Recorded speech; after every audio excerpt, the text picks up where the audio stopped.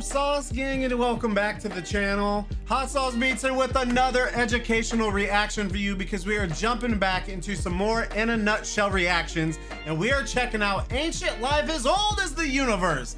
And the thumbnail looks like Big Bang aliens, so I don't know, maybe we're gonna learn about some hidden aliens that we didn't know about. I don't know, anything is possible on this channel, but before we check it out, can you show In a Nutshell some love by subscribing to the channel? And fam, we're trying to get to 250,000 subs, so if you haven't yet, please smash that subscribe button and join the Sauce Gang family. But enough talking, let's get to reacting and roll that bomb ass intro. Hot Sauce Beats is finally here. Hot Sauce Beats is finally here. Eat, sleep, make beats. Eat, sleep, make beats. Hot Sauce Beats. Woo -hoo.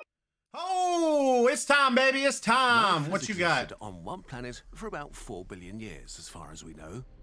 But 4 billion it might have started right after the Big Bang, when the universe was much stranger and more fantastic than today.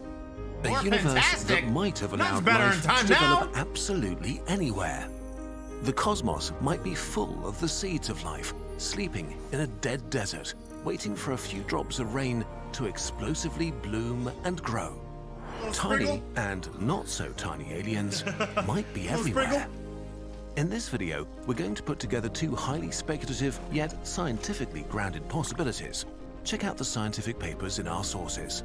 To properly explain it, let's first look at the paradox of life on Earth. The life paradox. For its first few 100 million years, Earth was a magma hell, constantly bombarded by asteroids. But basically, the second things calmed down and the first oceans formed, life just appeared, and zillions of microbes settled every nook and cranny. Why are we getting all those asteroids still, though? That's the thing I'm curious about. Life on Earth seems to be almost as old as the planet itself, as if it was waiting around for an opportunity. But life didn't only appear extremely quickly. In that tiny time window, it also crossed a huge gap. To qualify as living things, even microbes need to eat, poop, grow, and multiply. To do that, they need a genome, the biological instruction manual that sets the inner workings of an organism. How dead things with no genome become living things with genomes is one of the biggest riddles of science. Simplifying a lot, the problem is that to have a functioning genome, you need proteins, and to make those proteins, you need a functioning genome. Both proteins and genomes are super long molecules made of pretty complex blocks that are extremely difficult to assemble by chance. It's a chicken-egg paradox with several chickens and eggs. Once you have a finished cell, the whole system works efficiently. But starting from simple dead stuff and reaching that level of sophistication by pure chance should require an amazing amount of time for trial and error. So how did the first living things manage to cross that gap in just a few 100 million years? Ow! Most theories about the origin of life try to explain that gap by theorizing how some primitive soup of prebiotic molecules could have efficiently produced the first self-replicating entities. But we still don't know how exactly this would have worked.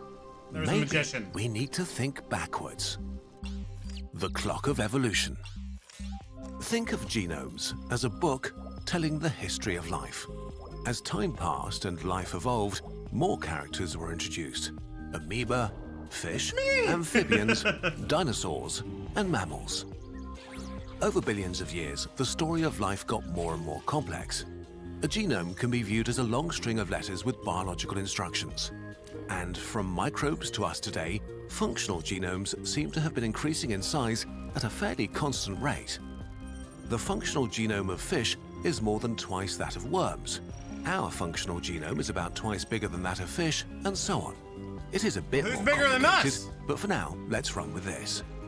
When we put all these clues together, it seems that genomes have been doubling in size on average every 350 million years or so. As if evolution had been following an exponential clock. But it gets even stranger. The very first microbes that emerged on Earth, even if they look simple, already seem to have had pretty long and complex genomes. But how could life have achieved that level of complexity in such a short time? There may be an interesting way to solve this riddle. We just take our exponential clock and extrapolate it back in time to the simplest conceivable life form. Something equivalent to a being with a genome containing just a few letters. But if we do that, A and we B, end up just a 10 couple of letters. billion years in the past. More than twice the age of Earth, which means if life actually evolved like this, it didn't start here, but somewhere out there, in space. Oh, so we're aliens! This would explain why life started to thrive so quickly on our young planet. If it was already present in space like a seed, it just needed water and warm temperatures to wake up and go on evolving. And it would also explain the high degree of sophistication of the first life forms on Earth. They could have been complex already because they might have been evolving for billions of years somewhere else in the universe. But could life really be that old? Maybe, yes. Actually, life could have started shortly after the universe itself was born. A Goldilocks baby universe. At its most basic level, life needs two things: the right chemical elements to form complex molecules and a liquid medium, like water, in which those molecules can move and interact. The liquid medium needs to stay warm enough to remain, well, liquid. So when we search for life in space, we focus on Earth-like planets at just the right distance from their star, warm enough to sustain liquid water. But there was actually a time when almost all of the universe might have been habitable. Right after the Big Bang, the universe was extremely hot. But as the cosmos expanded, it cooled. There's a time period. And between about 10 and 17 million years after the Big Bang, when the universe was 1,000 times younger than today, it was between 100 degrees Celsius and 0 degrees Celsius, the temperature at which water is liquid. So for this window of time, more than 13.7 billion years ago, the whole universe, absolutely every inch of it, had the right temperature to support life. Of course, the right temperature alone is not enough for life. We also need chemical elements like carbon and oxygen, which are forged in the cores of stars. But were there stars in super early cosmic times? Maybe, yes, in regions of the universe where matter was especially dense. Such stars would have been very massive and gone supernova in just 3 million years, seeding the baby universe with the chemical elements needed to form dust, asteroids, planets, and the ingredients of life. Maybe the first ancestors of life were more exotic and didn't even need water, but thrived in substances like ammonia or ethane that can stay liquid at temperatures far below 0 degrees Celsius. They could have been sustained by the lingering warmth of the Big Bang for tens of millions of years longer, well into a time when we know for sure there were stars and all the chemical elements. The real magic of this idea is that while the universe today is extremely deadly and hostile, back then the conditions for life might have been basically everywhere.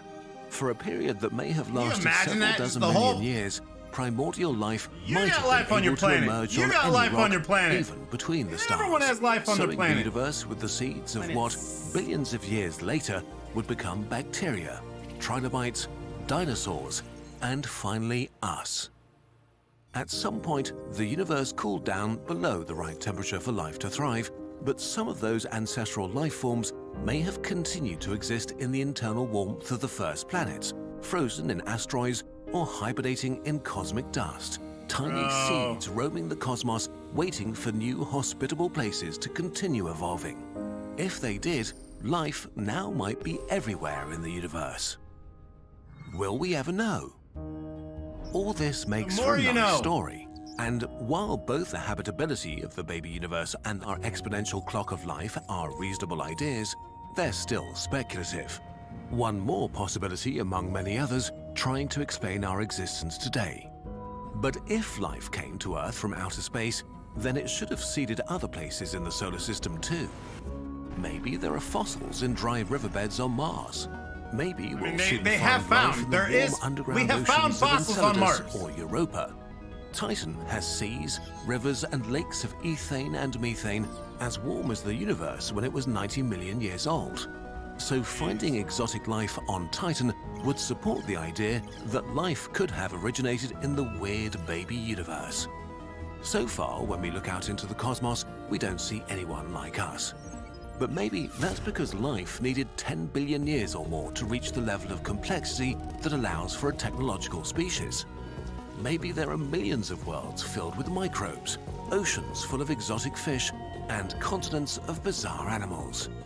And maybe even others like us that just recently gained consciousness and are beginning to look at the sky, wondering if they're alone. Life could be flourishing right now in uncountable forms and in all kinds of cosmic environments. And if many of us share a common cosmic origin, we would all be part of a great cosmic family. The answer may lie in our cosmic backyard. Let's go and find out. Let's find out, why don't we? Let's go check on our neighbors. Let me bring you in. I love this so much, dude. Let me bring you in, chat. Put on a little tunage. Dude, that's a theory I've never heard before.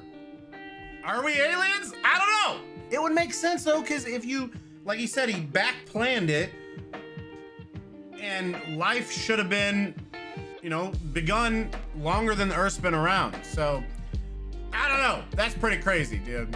I love this. I love this channel so much. I love hearing these crazy theories.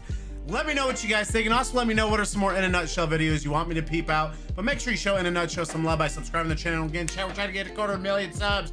So if you haven't yet, please smash that subscribe button and join the Sauce Gang family. Enjoy the rest of your day, and remember, it's eat, sleep, and make beats, and as usual, we count on another. That's all I got. Boom, I'm out. Gotta be love for the Sauce Gang. Peace out, chat, boy.